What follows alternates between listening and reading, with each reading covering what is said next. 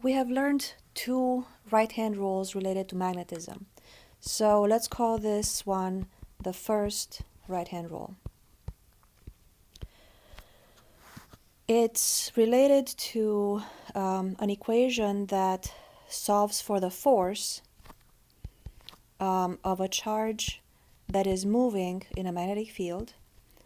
And the correct equation is the force is equal to the charge of the particle moving times its velocity crossed into the magnetic field.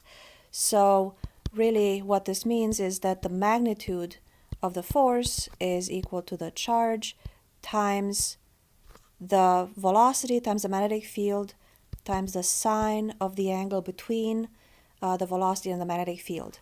This sine theta ensures that the velocity and the magnetic field have components that are perpendicular to one another. So if the velocity and the magnetic field are parallel or anti-parallel, sine theta will be 0. So that means that the particle will not experience a force. So let us look at an example of a charge moving in a magnetic field. Here is the magnetic field. And the magnetic field is moving into the page. So, I mean not moving, but the magnetic field is into the page. So then let's have a positive particle that is moving to the right with velocity v. What we're interested in finding is the direction of the force. So you will place your hand in the direction of the velocity, and that means that your palm has to be parallel to the sheet of paper that you're writing on and pointed to the right. So your fingers have to be going to the right. You will bend your fingers in the direction of the magnetic field, so into the page, into the surface that you're writing on. And then your thumb will be pointing up in the direction of the force.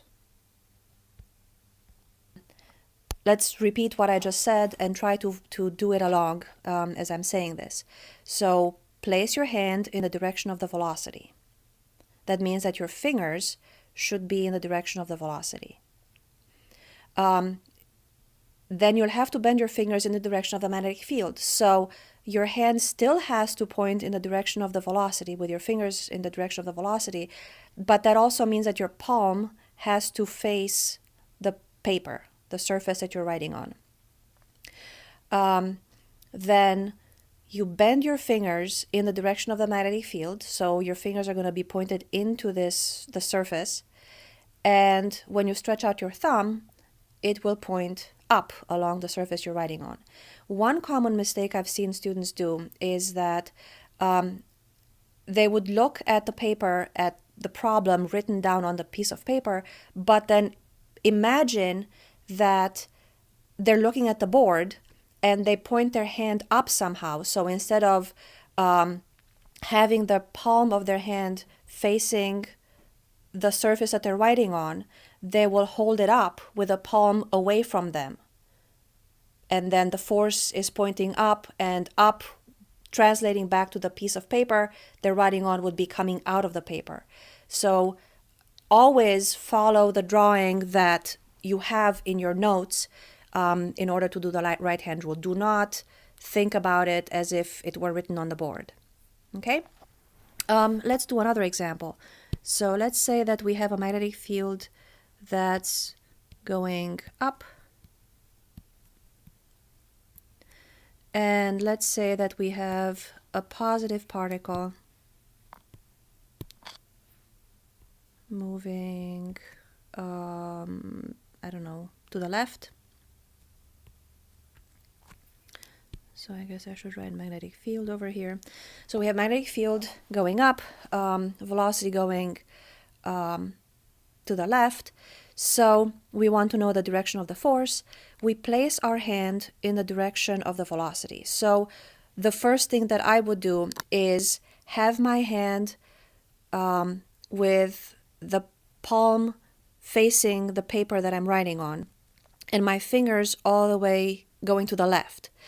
Now I have to bend my fingers up along the page, and obviously if my palm is parallel to the piece of paper, I can't do that. So I still keep my hand with the fingers pointed to the left, but then I rotate my hand so that the palm is away from me.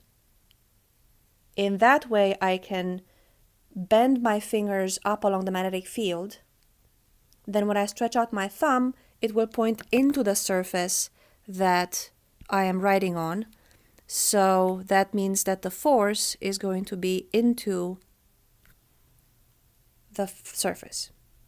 Okay? Now this same right hand rule also applies for the force experienced by a current carrying wire. And not surprising, the equation is a cross product, so we're not going to work with a cross product. We're going to find the magnitude, so that would be ILB sine theta, and the direction will be the right hand rule again. So again, the sine theta will ensure that the length of the wire and the magnetic field are not parallel or anti-parallel, but they have components that are perpendicular to one another. So let's say that we have a magnetic field that is coming out of the page, and we're going to have a current that is moving, I don't know, this way. So that will be our current. Okay? Much like with the previous equation, the thumb will be the force, the direction of the current will be the palm, the hand, and magnetic field will be the direction that our fingers are going to be bent in. So we're going to place our hand parallel to that blue current. So our fingers are going to point towards the head of the arrow. And I am right now holding my hand with a palm facing the paper. But then I have to bend my fingers in the direction of the magnetic field, which is coming out of the paper. So I can't bend my fingers this way. I have to rotate it with a palm in the opposite direction. So I'm holding my palm up with my fingers in the direction of the current. Now I bend my fingers so they would come out of the paper, and my outstretched thumb is going to be in the direction of the force, which is that way. So cross products ensure that the force is perpendicular to both the direction of the current, it's really the direction of the displacement, and also to the direction of the magnetic field. Same thing with the previous scenario. Force is going to be perpendicular to the direction of the velocity and also perpendicular to the direction of the magnetic field. Okay?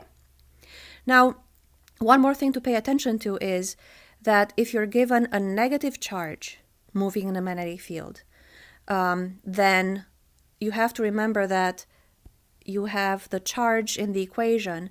So if you plug in a negative number, the direction of the force will be in the opposite direction. Okay?